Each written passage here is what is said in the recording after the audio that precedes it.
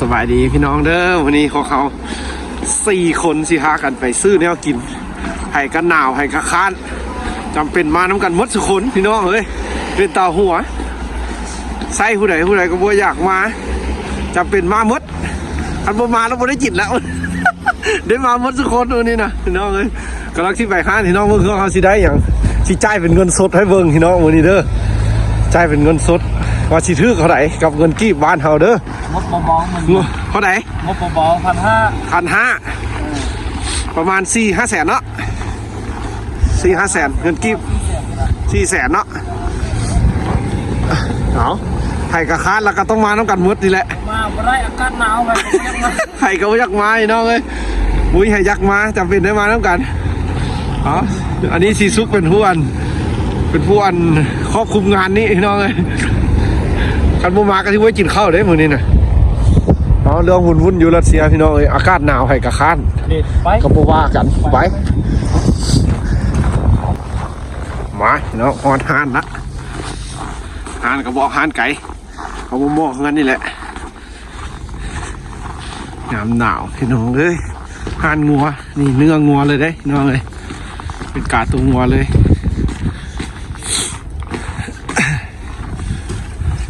ขายแต่ซีนเนื้อโดยเฉพาะเอาเลือกเอาเบิ่งดูเบิ่งเขาสิได้อย่างพี่น้องเลยอันนี้เป็นคลิปขี้ข้านอันนึงพี่น้องเลยต่างคนต่างข้านเป็นเนื้ออบมันของเพื่อนอบควรแต่พวกเขาสิซื้อเอาเนื้องัวแล้วก็ไก่เอาอย่างพี่น้องนี่ไก่มีอย่างแน่เราสิจ่ายเป็นเงินสดสิซื้ออะไรเนี่ยค่ะครูคณาได้วะหันแป๊กเอานึ่งวะครูคณาใส่เดี๋ยวครูคณาเขาได้หัน170 รูเบิล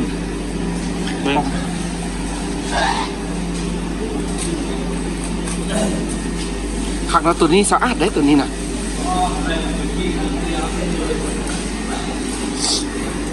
เนื้อหมูดิใส่ลูกข้างนี่ปีงชักขนาดเขาได้130 รูเบิลบุคคล50,000ซะเนาะนั่นวะบุคคลเนาะ30 ปลายพันเอาเงิน1,500 รูเบิลสิได้เขาได้เอาไหมกับ400 บาทว่าอันนี้เงินกับ400 บาทแพงว่ะอันนี้แพงใกล้กว่าว่าเอ็นบ่มีวะเอ็น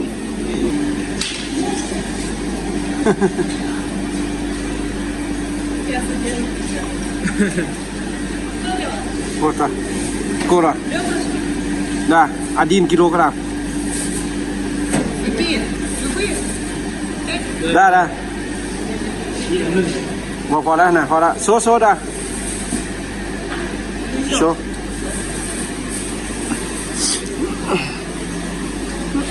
เบิ่งสิได้อย่างแดอันนี้มันงัวได้เนาะเบิ่งติดให้เบิ่งราคาจ่ายเงินสดหรือสิจ่ายเงินสดรัสเซีย3 คนไปได้เท่าไหร่ละ1,000มีเงินสดแต่1,000เดียว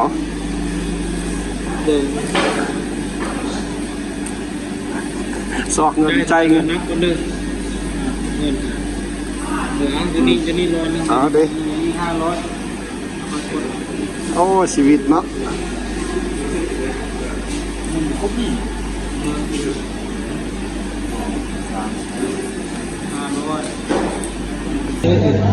เอานี่แหละคักนะง่างกันเลยเบิ่งราคาโอ้โบแห้งดอกตัวนี้แห้งแพงสมมติเอาหลายได้นะกินโอ้ลีนก็มีเนาะเอา100 บาทจับไปดูเลยจับไปคือกันทันละมีชิ้นละไปตัวนี้มีชิ้นเงินก็คือเอาจากเอานั่นเอานี่เลยเงินคือว่าน้อยอยู่ต้องใส่ใกล้ แต่เป็นเท่าไหร่ ไปจ้างรถราคาผมไม่ได้ซื้อท่านเอาเสื้อรถเคยซื้อแล้ว ไปมึงไปเช็คบินว่าพูดดิคะแนนนั้นคักเลยนะวัฒนธรรมก่อน เนื้อหมูเราแล้วมันรัดติดเอาเนื้อหมู เอาวัดติเราซะเช็คบินเช็คเป็นเงินสดเช็คเป็นเงินสดที่เท่าไหร่เด็กกระเป๊ะดีหันเลย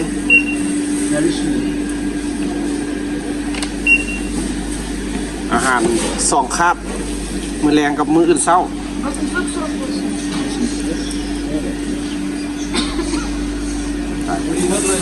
นี่ยัง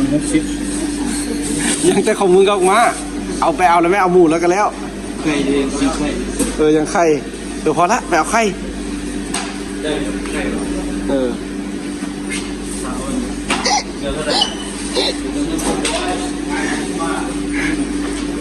เลยเงินทอนนี่ขนาดใช้เงินทอนโอ้ยนอน นี่ก็พอหรอยังไก่ครับโอชิมาล่ะ นี่คือแนวนั้นเนาะเขาเด็ดเนาะดูตาแซ่บได้ขนาดแนวนั้นนะ เอาได้ เอาให้ขอค้าผู้เดียวจับบัญชี 300 200เด็ก900 ไปหานี่หมดเท่าไหร่ 800 บาทนะ 800 ปลายเนาะแสดงว่ายัง600เนาะ 600 ยัง600 700โอ้ก็ยังหลายอยู่ดิยังหลายอยู่ดิเงินเขาน่ะ เอาเนี่ย เงิน1,500เอาก็เบิด800ก็ยังอยู่700 ไข่แกะนี่ ไปซื้อไข่มานี่ ไข่ ซื้อไข่มานี่ไป เรื่องวุ่นมือนี้คลิปวุ่นเด้อพี่น้องเลยคลิปขี้คร้านเอาสั้นซะ คลิปขี้คร้านได้มาน้ำกันหมดเนี่ยเงิน1,500จะกินทุกอันทุกแนวเนาะเบิ่งอันอีนายนะหัวอยู่แม่ค้าคนก็หัวอยู่ห้านี้หัดดีได้ห้านี้เป็นตะหัวเขามาเคยซื้อตลอด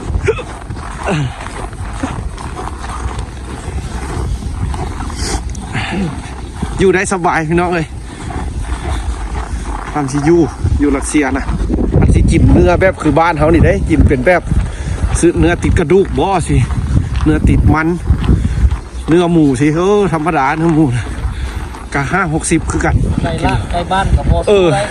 ไก่บ้านแห้งคึกคักตัวนึงบ่ฮอด50,000ซับลกให้พร้อมได้หั่นเมื่อละต้มเลยเอาคลิปนี้สิใช้เวลาอยู่ประมาณ30 นาทีเอาย่างข้ามมาทางไปอีกคานหนึ่งซื้อไข่วันนี้ห้านะท่านบุมีไข่ท่านมีรัสเซียขายอันนึงถ้าขายอันนึงพวกขายครบสุดเด้รัสเซียพี่น้องเลยขายซีนก็ขายแต่ซีนไปขาประจำวันนี้นะกินอยู่นอนอยู่นี่ละรอดตายอยู่นี่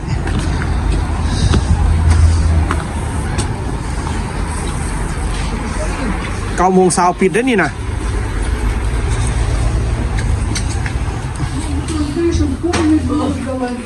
เอากดเอาเงินก่อนสิสุกกดเอาเงินก่อนแบกแกไปลุยเลยเด้อไอ้สิสุกกดออกหลายๆเด้อกดเงินสดอยู่รัสเซียบ้างเนาะสิเป็นจังไดสิออกมาจังไดหน้าตาสิเป็นจังได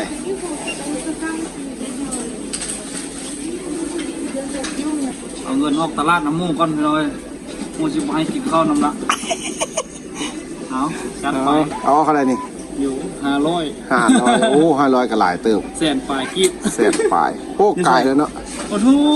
นี่ ซ้ำนี้ พอแล้วซ้ำนั้นนะให้กินน้ำละมื้อยังนะ คือว่าออกตลาดน้ำมูเด้อนี่เด้อพี่น้องเด้อคือว่าเอาก็บ่ได้ออกหลายมื้อละเนาะเอาก็บ่มีเงินพี่น้องเลย เก็บอาหารการกินเอากระเทียมได้อ๋อเดสันเห็นยังฮันมันกระลังนั่นแหละหวานสมหวานกินกระลำฮะอยู่รัสเซียนะกินอันดีหลายเมื่อจะค่อยกินอันแซ่บอยู่บ้านเขากระเทียมผักบัว ตัวมีแล้ว เอาเฮ็ดเอาไข่ได้ไข่ก็ได้กระลำก็ได้ละ เ แต่ใกล้เนาะตรงนี้เนาะ เหลือแต่ไก่เอาไก่ได้ดูซอกเบิ่งไก่ดู ใกล้ก็บอกตุ้ยฮะ เอาบอกตุ้ยรถไก่หั่นฮอนดอกเป็นตะแซ่บใช่ปะ ตู้แซ่บแท้นี่นะบ่ท่าตัวเคยกินเยอะนี่ใส่กล้องนี่เชื่อว่า เออนะ แต่มีข้าวเหนียวบ่ายไปแรกแห้งเพิ่งก็บ่ได้เลย จัดเถอะบ่มึงดูโอ้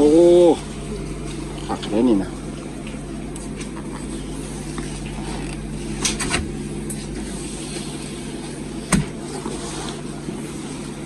อันนี้สิซื้อพิเศษไว้บ่ายยามไปโรงเรียน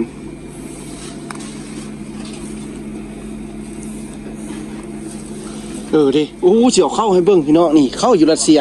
นี่เข้านะพี่น้องดิเขาได้นี่คือเขาได้นี่32รูเบิลเข้าถือว่าแซ่บพี่น้องข้าวเจ้าได้นี่ถือก่อนอยู่บ้านเฮาสำนักเข้านะอยู่บ้านเฮามันมื้อนึงอันเท่าไหร่มัน180,000-200,000ว่ามื้อนึงเข้าอันนี้เราแม่นทึกนี่32รูเบิลพี่น้องไล่เอาว่า100รูเบิลทึก25,000พี่น้องเอ้ยนี่ก็สิบ่ฮอด10ปลายบ่ฮอด10,000ซ้ำบ่ฮอด10,000อันนี้เข้าอยู่บ้านเพิ่นเลยเนาะนี่แต่ละเมนูเข้าแทงแท้ๆแล้วแม่นเข้าอัน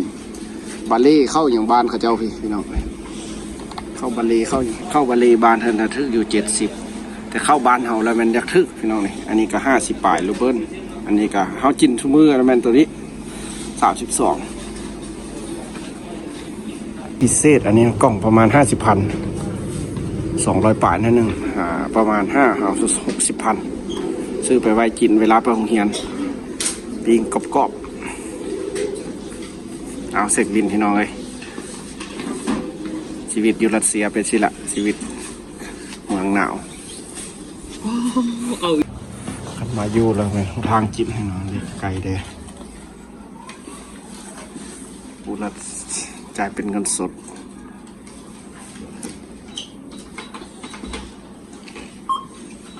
อันนี้มันของเราอันนี้สิจัก100หันแบก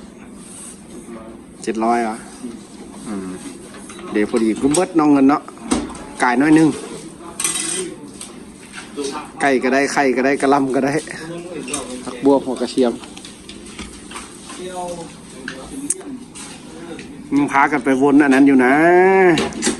หนาวอย่าแม่เที่ยหนาว ดัดสันเลยเนาะ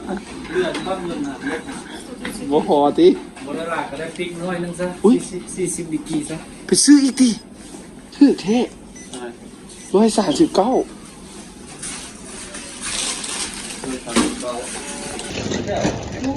นี่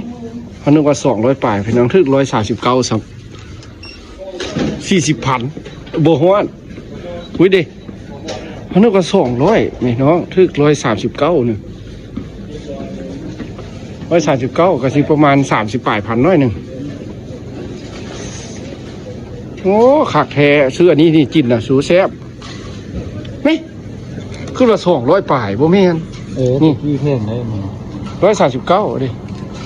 แซ่บแท้อันนี้ ปิ้งมื้อแลง รสชาติมันนี่เฮาเคยกินแล้วนึงบ่ต่างหยังกับไส้อั่วอยู่บ้าน บ้านเฮาใส่อัวบ้านเฮา ต่างรสชาติต่างอยู่บ้านมันบ่มีมะแขนซื่อ เออ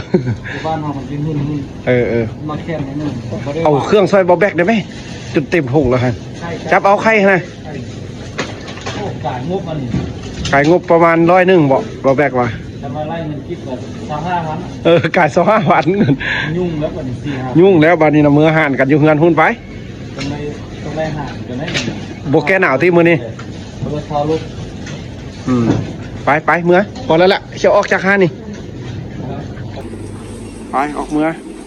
ไปบุญกันอยู่เฮือนแต่งกินบาทนี่เอาจบเด้อพี่น้องเอ้ยเงินมื้อนี้ละแม่น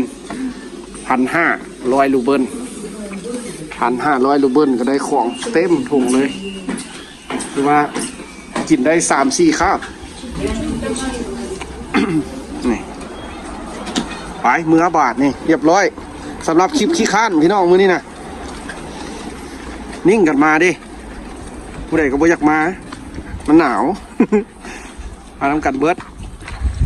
เอาบ๊ายบายเจอกันคลิปหน้าพี่น้องว่าเฮาสิพาเฮ็ดหยังอีกคลิปต่อไปสำหรับคนลาวมาอาศัยอยู่รัสเซียสำหรับเมืองนี้พี่น้องเอ้ย มาลุยกันอยู่งานต่อแต่งกิน